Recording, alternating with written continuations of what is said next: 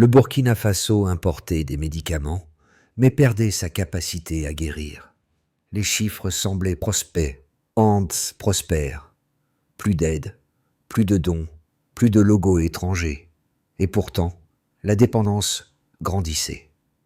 Comment, se demanda Ibrahim Traoré, un pays peut-il parler de liberté quand il ne peut pas soigner ses propres enfants? Dans cette fracture entre survie et dignité, une idée naquit, la santé souveraine. Le projet de santé souveraine d'Ibrahim Traoré ne se limite pas à réformer un ministère. Il redéfinit le lien entre un peuple et sa capacité à se soigner. L'enjeu est vital. Construire un système où chaque Burkinabé peut recevoir un traitement, sans dépendre d'une autorisation étrangère. Cette promesse dépasse la médecine. Elle touche à la dignité, à l'économie et à la fierté nationale. Car un pays qui maîtrise ses hôpitaux maîtrise aussi son avenir. Les premières réformes ont révélé un paradoxe frappant. Plus de 70% du budget de la santé venait de donateurs extérieurs, alors que la population manquait toujours de médecins. Le défi est donc double: assurer la souveraineté financière et former la nouvelle génération de soignants. Sous Traoré, chaque chiffre devient un engagement. Chaque médecin formé, chaque hôpital bâti, chaque donnée reprise en main est un pas vers la liberté. Ce plan ne promet pas la perfection, mais l'autonomie. Et dans un monde où la dépendance s'est longtemps déguisée en aide, c'est une révolution silencieuse.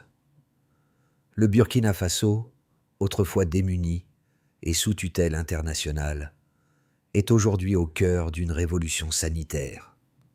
Ibrahim Traoré, à la tête du pays depuis 2025, a dévoilé un projet audacieux, celui de la santé souveraine. C'est une réforme qui ne se contente pas d'ajuster les infrastructures. Elle bouleverse le paradigme même de la dépendance en matière de soins. Mais avant d'aborder la portée de cette initiative, il faut comprendre la situation qui a conduit à ce changement radical. Pendant des décennies, le système de santé burkinabé reposait sur l'aide internationale. Les médicaments arrivaient par camion, étiquetés de logos étrangers. Les médecins ont été formés en Europe, mais très peu retournaient dans leur pays d'origine. Les hôpitaux, bien qu'équipés de matériel, étaient régulièrement confrontés à des pénuries de personnel et à un manque de moyens locaux. Le système de santé fonctionnait grâce à des donations, mais l'indépendance du pays en matière de soins de santé était un mirage.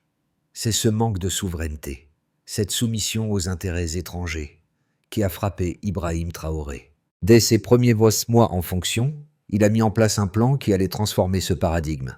La première étape, former les médecins et les infirmiers directement au Burkina Faso. L'objectif, ne plus dépendre des médecins étrangers, mais créer une relève locale capable de soigner les Burkinabés sur place. Traoré a donc lancé le plan Milice X5, qui prévoit la formation de 5000 professionnels de santé d'ici 2030. Mais il n'a pas seulement misé sur les soins médicaux. La formation allait de pair avec la construction d'infrastructures. Des hôpitaux modernes ont été érigés, des universités de médecine ont ouvert, et des milliers de jeunes Burkinabés ont commencé à se former à des métiers de la santé. Cette révolution ne touche pas seulement les institutions, mais aussi la mentalité du peuple burkinabé, qui commence à se voir comme acteur de sa propre guérison. Cette vision a été résumée par Ibrahim Traoré de manière simple mais percutante. La souveraineté ne consiste pas à recevoir de l'aide, mais à pouvoir prendre soin de son peuple soi-même. La vision de santé souveraine d'Ibrahim Traoré repose sur des fondations solides, mais il savait qu'une telle réforme ne pourrait pas se faire sans une mise en œuvre rigoureuse et une direction forte. C'est là qu'intervient le rôle du Dr Robert Lucien Cargu, ministre de la Santé depuis 2025 et architecte de la transformation. Formé à la fois en médecine et en gestion des systèmes de santé, Cargu a combiné son expertise médicale avec une approche stratégique sans faille. Sous sa direction, Chaque aspect de la réforme a été pensé pour garantir non seulement l'efficacité, mais aussi la pérennité du système. Chaque hôpital public a été mis sous la responsabilité directe d'un directeur qui devait rendre compte des temps d'attente et de la qualité des soins. Cette transparence, sans précédent, a permis de réduire drastiquement les abus, tout en améliorant la gestion des établissements de santé. Les résultats ont été immédiats. Dès la mise en œuvre de la réforme, les consultations du soir ont été mises en place pour désengorger les hôpitaux et réduire les délais d'attente. Les médecins, une fois formés, étaient rapidement affectés dans les zones rurales et périurbaines où les besoins étaient les plus urgents. Ces efforts ont conduit à une diminution notable de l'absentéisme, mais aussi à une meilleure prise en charge des patients dans les régions les plus reculées du pays. Le plan MILEC-5 a également permis de former des médecins spécialisés, une avancée fondamentale pour un pays qui, jusqu'alors, manquait cruellement de chirurgiens, de pédiatres et d'autres spécialistes essentiels. En 3 ans seulement, le pays a formé plus de 1500 médecins, un chiffre qui marque un tournant dans l'histoire de la santé au Burkina Faso. Cependant, au-delà des chiffres, ce qui est remarquable, c'est la fierté retrouvée du peuple burkinabé. Un peuple qui, pour la première fois depuis des décennies, se sent acteur de sa propre guérison. En 2025, la réformation du système de santé burkinabé est bien plus qu'un simple ajustement administratif. C'est un bouleversement radical de l'ordre établi. Ibrahim Traoré, en prise directe avec les défis du pays, lance une série d'initiatives audacieuses pour redéfinir l'accès aux soins et affirmer la souveraineté nationale. Mais la route est semée d'embûches. Dès le début, Traoré doit faire face à une résistance farouche des acteurs étrangers, dont les ONG et les gouvernements occidentaux, qui voient dans ce mouvement une remise en question de leur influence sur le pays. La première étape de cette montée en puissance. La réforme de la formation des médecins. Le pays ne peut plus se permettre d'envoyer ses étudiants à l'étranger, dans un système qui ne les accueille pas, et qui les forme pour des emplois qu'ils n'occuperont jamais sur leur propre sol. Ainsi, sous la direction d'Otor Cargou, le plan MILEC-5 entre en action. Les jeunes burkinabés sont formés localement, et non seulement pour être des médecins, mais aussi des chercheurs, des enseignants et des administrateurs de santé, afin de faire face à la crise de ressources humaines dans le secteur. Ce n'est plus seulement une réforme médicale, mais une transformation de tout un système. Les premiers résultats sont visibles dès 2026. Le pays commence à produire ses propres médicaments grâce à des partenariats avec des pays africains comme le Maroc, l'Algérie et Cuba. Des usines locales de production pharmaceutique sont créées, réduisant ainsi la dépendance aux médicaments étrangers et donnant un élan supplémentaire à la souveraineté sanitaire. La deuxième étape clé de la réforme est la mise en place d'un système numérique souverain. Pendant des années, les données de santé du pays ont été gérées par des prestataires internationaux, créant une dépendance technologique sans précédent. En 2027, Traoré annonce la création d'une plateforme nationale de données de santé, totalement gérée par des ingénieurs burkinabés, mais en collaboration avec des partenaires comme l'UNICEF et le CDC Afrique.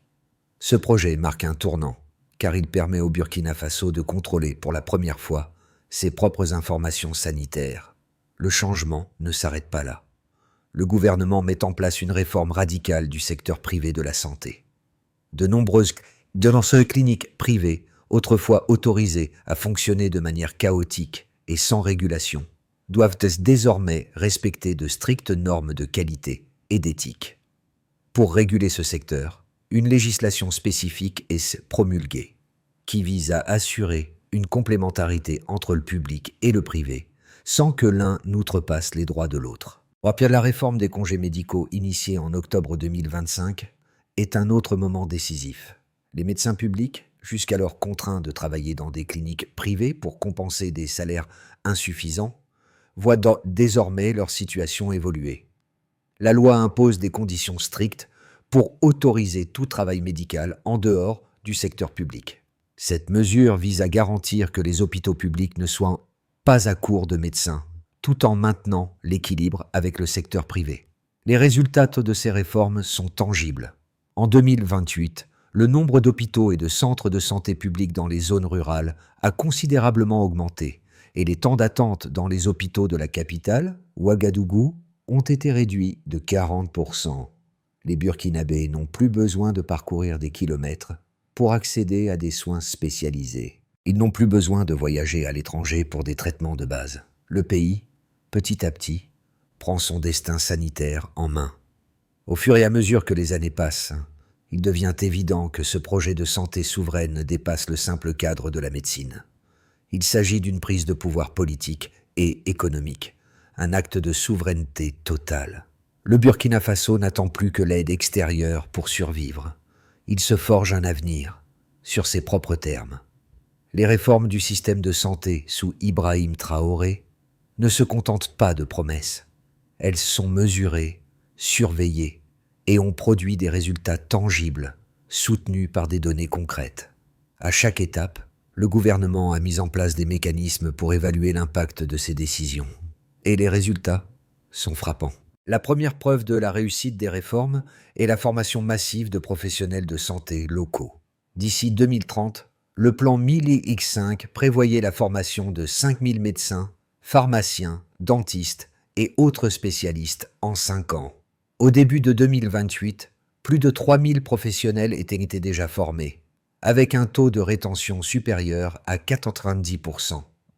Ce chiffre est impressionnant, surtout quand on considère que pendant des années, le pays avait connu une fuite des cerveaux, avec une grande partie de sa jeunesse formée à l'étranger sans jamais revenir. En outre, le taux de couverture des soins de santé dans les zones rurales, un défi majeur pour le pays, a considérablement augmenté. En 2027, près de 40 des zones rurales du Burkina Faso disposaient désormais d'une clinique de santé fonctionnelle, contre 50% seulement en 2025. Ce chiffre représente une augmentation significative de l'accès aux soins pour des millions de Burkinabés. Le gouvernement a non seulement construit des infrastructures, mais a aussi formé du personnel local pour en assurer le bon fonctionnement. Les données relatives à la qualité des soins sont également révélatrices. Dans les 6 mois suivant la mise en place du système de gestion des temps d'attente dans les hôpitaux, les patients ont vu une réduction de 30% du temps d'attente moyen pour une consultation. Ce gain d'efficacité est attribué à une meilleure organisation des hôpitaux et à l'introduction de nouvelles technologies de gestion. Un autre indicateur clé de la réussite de la réforme est la réduction des coûts liés à l'importation de médicaments. En 2027, le Burkina Faso a réduit ses dépenses en importation de médicaments de 40%, grâce à la mise en place de partenariats avec des pays voisins comme le Maroc et l'Algérie pour produire des médicaments localement. Les usines de production pharmaceutique locales, qui ont ouvert leurs portes en 2026, ont non seulement réduit la dépendance aux importations, mais ont aussi créé des milliers d'emplois dans le secteur. Par ailleurs, la réforme numérique des données de santé a également porté ses fruits. En 2028, la plateforme nationale de gestion des données de santé avait permis de centraliser plus de 90% des dossiers médicaux du pays, remplaçant ainsi les systèmes de gestion de données obsolètes et étrangers. Cette numérisation a facilité la gestion des stocks de médicaments, la planification des campagnes de vaccination et le suivi des épidémies, contribuant ainsi à une prise en charge plus rapide et plus efficace des patients. Enfin, les retours des citoyens témoignent du succès de la réforme. Une étude menée en 2028 auprès de 2000 familles dans les zones rurales a révélé que 75% des répondants estimaient que l'accès aux soins s'était amélioré depuis 2025 et plus de 60% ont déclaré se sentir plus en sécurité en matière de santé. Ces chiffres illustrent non seulement l'efficacité des réformes, mais aussi leur impact profond sur la vie quotidienne des Burkinabés. Les preuves quantitatives y sont là. Les réformes du système de santé burkinabé ne sont pas qu'une promesse. Elles sont une réalité qui transforme la vie des citoyens sur le terrain, chaque jour. La réforme sanitaire du Burkina Faso sous Ibrahim Traoré n'est pas sans controverse. Certains critiques affirment que ces changements, bien qu'ambitieux, risquent de ne pas répondre à tous les défis du pays. L'un des arguments les plus fréquemment avancés concerne la question de la durabilité de ce système. En effet, former 5000 médecins d'ici 2030 est un objectif louable, mais les ressources pour soutenir une telle initiative, à long terme, ne sont pas garanties. Les infrastructures, bien qu'en expansion, sont-elles prêtes à répondre à une demande croissante de soins spécialisés? La formation des médecins est-elle suffisante pour combler les écarts existants en matière de spécialité médicale? De plus, la dépendance à la coopération internationale pour les infrastructures, comme les usines de production de médicaments ou les partenariats avec des pays comme le Maroc et Cuba, soulèvent des inquiétudes.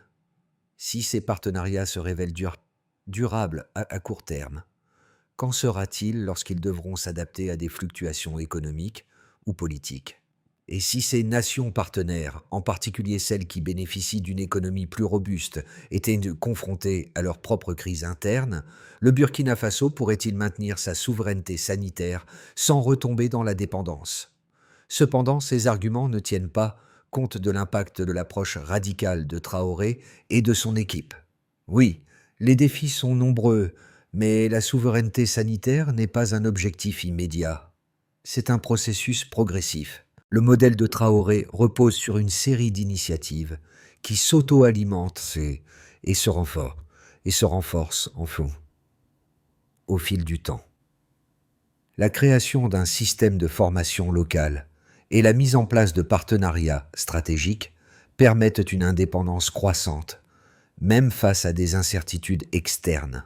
En réalité, les réformes mises en place par Ibrahim Traoré représentent bien plus qu'une simple réponse aux besoins immédiats du pays.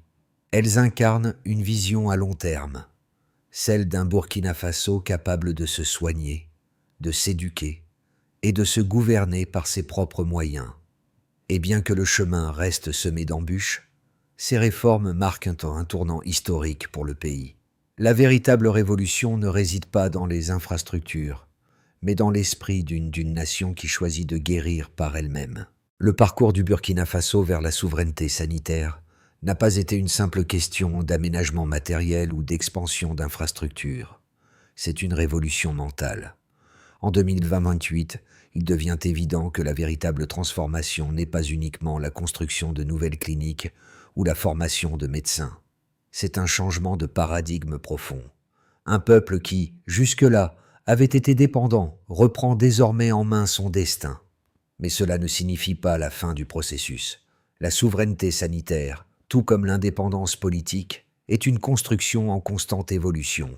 Il reste encore beaucoup à accomplir pour garantir que chaque citoyen, qu'il vive dans un village reculé ou dans la capitale, ait accès à des soins de qualité. Les défis restent nombreux. La formation continue, l'accès à des équipements modernes et surtout l'intégration de la santé dans un projet de développement plus large. Ainsi, tandis que le pays atteint des jalons impressionnants, la question demeure. Ce modèle peut-il vraiment s'étendre à toute la région?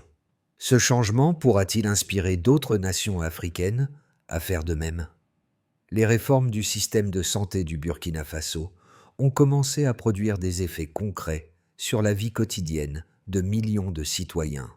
Si le chemin reste long, les premiers résultats témoignent d'une transformation radicale et durable dans le pays. La notion de souveraineté sanitaire ne se limite pas à la simple indépendance des soins médicaux. Elle touche tous les aspects de la société burkinabé, de l'éducation à l'économie, en passant par la sécurité et la fierté nationale. Le plus grand impact visible est sans doute l'accessibilité accrue aux soins médicaux dans les zones rurales. Avant les réformes, des millions de Burkinabés, surtout ceux vivant dans les régions éloignées, n'avaient pas accès à des soins de santé de base. Ils devaient souvent parcourir des centaines de kilomètres pour consulter un médecin, un coût en temps et en argent bien trop élevé. Depuis la mise en place du plan 1000X5, des centaines de cliniques et d'hôpitaux ont été construits ou rénovés dans les zones les plus reculées, réduisant considérablement les distances à parcourir.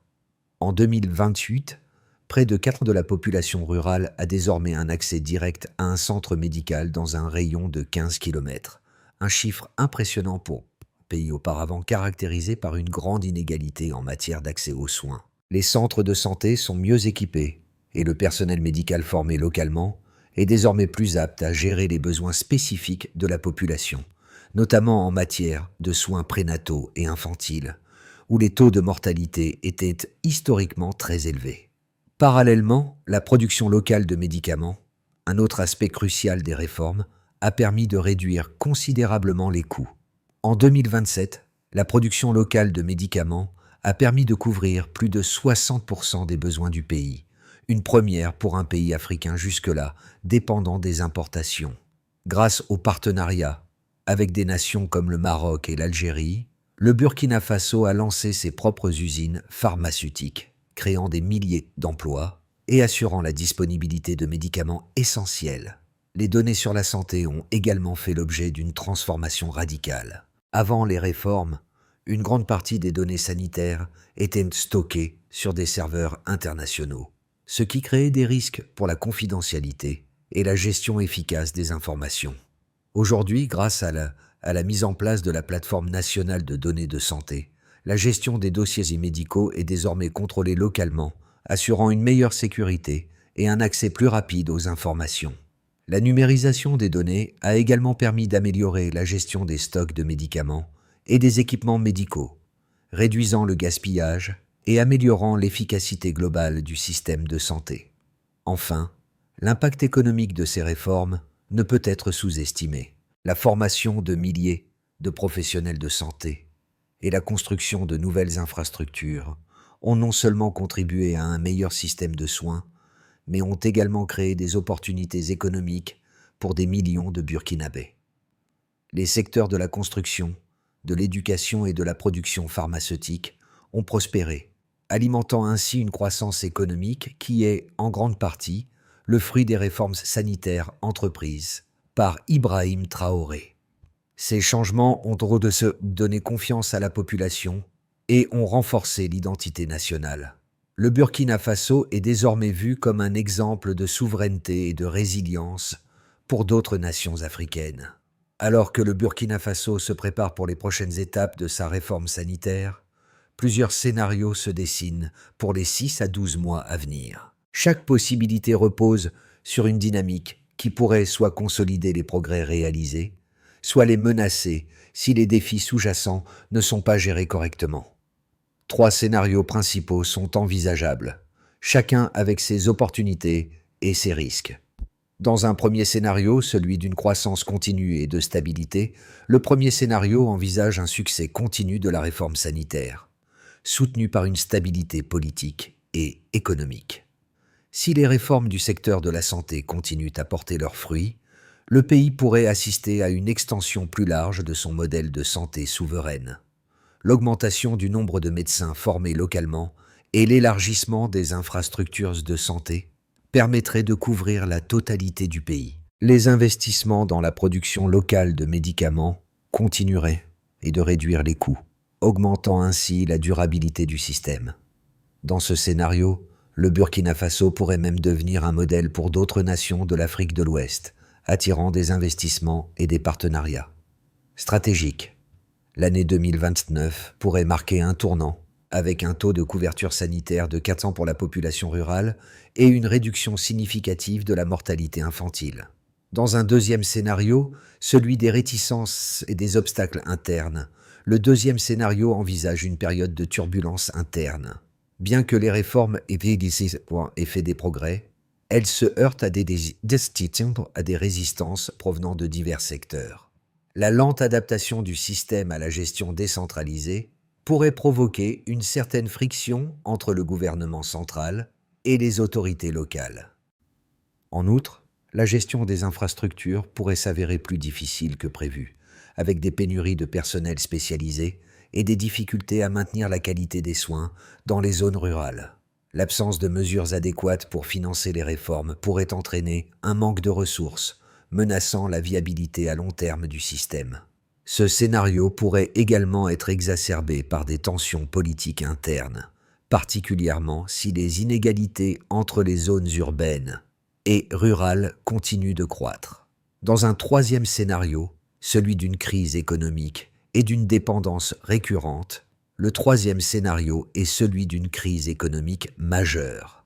En cas de perturbation économique globale, le Burkina Faso pourrait se retrouver dans une situation où les ressources pour financer la réforme sanitaire se tarissent. Bien que les partenariats stratégiques et la production locale de médicaments aient donné des résultats prometteurs, des crises économiques externes ou internes pourraient remettre en cause la capacité du pays à financer ses propres besoins en santé.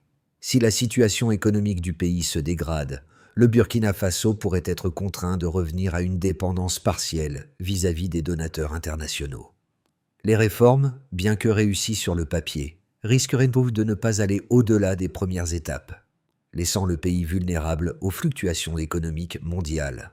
Dans ce dernier scénario, l'urgence pour le gouvernement serait de diversifier ses sources de financement tout en renforçant l'autonomie des systèmes sanitaires locaux. Pour les citoyens burkinabés, la réforme du système de santé sous Ibrahim Traoré n'est pas simplement une politique, c'est une transformation tangible de leur quotidien. Les changements sont ressentis de manière immédiate dans la qualité des soins, l'accessibilité et la dignité retrouvée face à un système de santé auparavant inaccessible pour beaucoup. Avant la réforme, une simple consultation médicale était un luxe pour beaucoup de Burkinabés, surtout dans les zones rurales. Les patients devaient faire face à des délais d'attente interminables, se rendre dans des hôpitaux surchargés et souvent se voir refuser des soins en raison de la pénurie de médecins. En 2028, après la mise en place des réformes, les Burkinabés, en particulier dans les zones rurales, commencent à voir un changement. Les nouvelles cliniques de proximité et les médecins formés localement sont désormais à portée de main. Dans les zones reculées, les consultations du soir et les hôpitaux de campagne ont permis de réduire considérablement les distances et le temps d'attente. Un rapport de 2028 indique que 75% des citoyens de ces zones se disent désormais satisfaits de l'accès aux soins, un chiffre qui n'avait jamais été aussi élevé. Les femmes enceintes, autrefois contraintes de voyager pendant des heures pour accoucher dans une clinique, bénéficient désormais de soins prénataux dans des conditions bien meilleures. L'impact sur les jeunes générations est également palpable. De plus en plus d'étudiants se lancent dans des carrières médicales, inspirées par un système qui valorise les professionnels locaux et leur offre des opportunités de servir leur pays. Dans un pays où les rêves d'avenir étaient souvent tournés vers l'étranger, de nombreux jeunes burkinabés envisagent désormais de construire leur avenir au sein même du pays, contribuant ainsi à une dynamique de changement social et économique. Bien que les réformes sanitaires au Burkina Faso aient marqué des progrès significatifs, il reste encore beaucoup à faire pour assurer un avenir autonome et durable pour le système de santé. Voici les principales étapes à suivre pour garantir le succès à long terme de cette transformation. Une étape clé consiste à renforcer la formation continue des professionnels de santé. L'une des pierres angulaires de la réforme est la formation locale des médecins et du personnel paramédical. Pour maintenir ce modèle, le Burkina Faso doit mettre en place un programme national de formation continue pour ses professionnels de santé. Ce programme doit inclure des spécialisations, des formations en gestion hospitalière et des mises à jour régulières sur les nouvelles pratiques médicales. Une autre étape importante vise à développer les infrastructures de manière équitable. Bien que des progrès notables aient été réalisés dans les zones rurales, il est crucial d'atteindre une couverture à 100%. Les prochaines années devront se concentrer sur la construction de nouvelles cliniques et la modernisation des infrastructures existantes, en particulier dans les régions isolées du pays. La priorité doit être donnée à l'équipement des centres de santé et à la disponibilité de médicaments essentiels dans chaque établissement. Il faut également penser à la diversification des sources de financement. Pour éviter la dépendance à long terme vis-à-vis des donateurs internationaux, le gouvernement doit explorer de nouvelles voies de financement telles que des partenariats publics-privés et des investissements dans la production locale de médicaments. Le modèle économique des soins de santé doit être renforcé pour garantir que les réformes soient financièrement viables sans compromettre leur accessibilité. Enfin, il est essentiel d'assurer la pérennité des partenariats stratégiques. Les partenariats avec des pays comme le Maroc, Cuba et l'Algérie doivent être renforcés, mais de manière à éviter toute dépendance excessive. Le Burkina Faso doit veiller à ce que ces partenariats profitent au pays de manière équilibrée et durable. Et, en appliquant ces solutions, le Burkina Faso pourra non seulement maintenir ses acquis, mais aussi progresser vers un système de santé totalement souverain et indépendant.